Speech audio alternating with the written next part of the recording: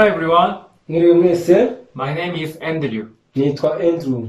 I belong to IYF in Rwanda Mperereye muri IWF yo mu Rwanda. and I come from South Korea. Nkomoka muri Korea y'Amajyepfo. Today I'm so happy to share my salvation testimony. Nejejwe no kubasangira ubuhamya bw'agakiza kanjye.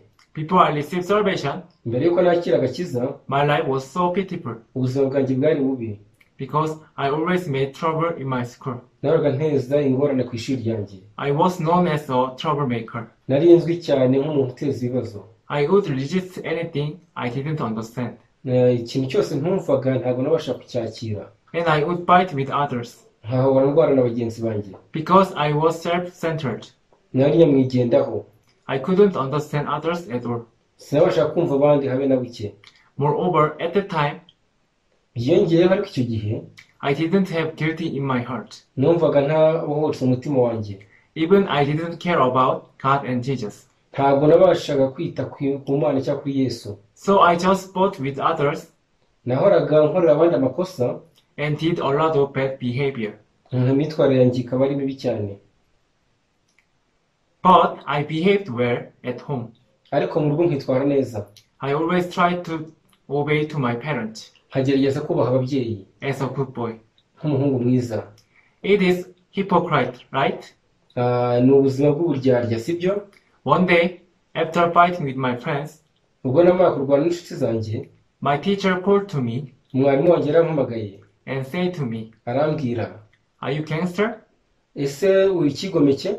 Why do you always fight with friends?" Ese kuki uhora urwana n'inshuti zawe? As I listened to her, Ubwo namwumvaga, I could realize myself. nabasha kwitahura neza. My life so miserable. Ubuzima bwanjye bwari bubi. So I wanted to change my behavior. Nashaka guhindura ingeso zanjye, Therefore, I tried to change my behavior by myself. ariko nagerageza guhindura ingeso zanjye ku bwanjye. I really want to know how I can change my behavior. Mu by'ukuri nashaka kumenya uburyo nahindura ingeso zanjye. One day I went to a Bible conference. Igihe kimwe nagiye mu giterane cya Bibiliya, At that time, I had fellowship with one pastor's wife. noneho nabasha kugira ubusabane n'umufasha w'umushumba. She explained to me about salvation. Ibijyanye n'agakiza. Salvation is the grace of God, Arambwira ngo agakiza ni ubuntu bw'Imana. so you don't need to put your effort. Ntukeneye gushyiraho umuhati wawe. You just believe in the word of God. Wizere ijambo ry'Imana gusa. If you believe in the word of God, Niyo wizere ijambo ry'Imana, that Jesus took all your sins away, Yesu azakura ibyaha byawe byose. you can receive salvation. Ubu maze wakira agakiza. But I thought Ariko natekerezaga I can't receive salvation ko ntashobora kwakira agakiza, because I'm evil. kuko nari mubi. I continually commit sin. Nakomeje gukora ibyaha.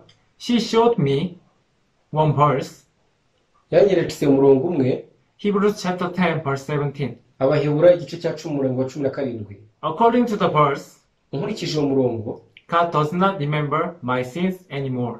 Imana ntizibuka ibyaha byanjye na rimwe. Even though I'm evil in my sight, Nubwo mu ruhande rwanjye ndi mubi, God said to me, ariko Imana irambwira, "You are righteous." uri umukiranutsi. So I don't need feel burden Ntagomba kumva uremerewe, because that is what God said. kuko icyo ni cyo Imana ivuga. At that time, I could receive salvation, Icyo gihe nabasha kwakira agakiza, and God also said to me, Imana ibasha kumbwira, "You are perfect." uri ukiranutse. Even though sometimes I fought with others Nubwo rimwe na rimwe njya ndwara na bagenzi banjye, and I made trouble nkabateza ingorane, in God's sight, ariko mu maso y'Imana I'm perfect. ndi umukiranutsi. After I received this word, Nyuma yuko nakira iryo jambo, my life has changed totally. ubuzima bwanjye bwarahindutse bwose. I could understand others, Ntabwo nabasha kumva abandi, and I could control myself as well. nabasha kumva abandi, nkabasha no kwigenzura. So I don't have a reason to fight with others these Nah. days. Ubu ngubu nta kintu na gito cyatuma ndwara na bagenzi banjye. I can only say that Icyo navuga ubu, this is not my work, uyu ntabwo ari umurimo wanjye, but the work of God. uyu ni umurimo w'Imana. When I look back my life, Iyo ndebye inyuma ubuzima bwanjye bwahise, I'm so thankful. nshima Imana. Thank you for listening my story. Murakoze cyane kumva ubuhamya bwanjye.